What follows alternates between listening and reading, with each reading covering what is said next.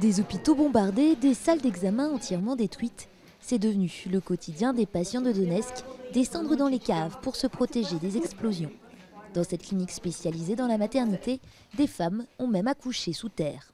Je n'arrive pas à croire qu'on en soit arrivé à ce point. Donner naissance dans une cave. Cet hôpital, plus près du centre de Donetsk, n'a pas eu à subir de bombardements.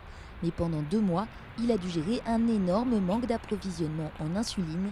La situation s'est améliorée après un arrivage humanitaire en provenance de Moscou et les patients diabétiques sont désormais hors de danger. Mon taux de sucre est tombé. J'ai encore vérifié ça aujourd'hui, j'ai 7,7. Quand je suis arrivée ici, j'avais 14. J'ai vraiment beaucoup de reconnaissance pour cet hôpital. Si aucun coma insulinique n'a été à déplorer, c'est aussi grâce à la ténacité des médecins de l'hôpital, malgré une énorme pression psychologique.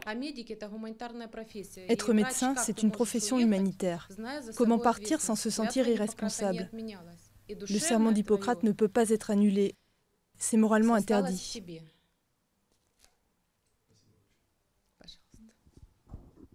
Aujourd'hui, la pharmacie de l'hôpital et quelques autres sont encore ouvertes à Donetsk, mais les médecins, eux, commencent à manquer et la délivrance des ordonnances se complique. Il y a beaucoup de turnover et nous perdons nos spécialistes, car les gens ont peur et s'enfuient. Ça devient de plus en plus difficile d'assister les malades, mais on continue à faire de notre mieux. Pour l'instant, la situation médicale de Donetsk ne tient qu'à un fil, mais si le siège de la ville se prolonge, elle pourrait vite devenir dramatique.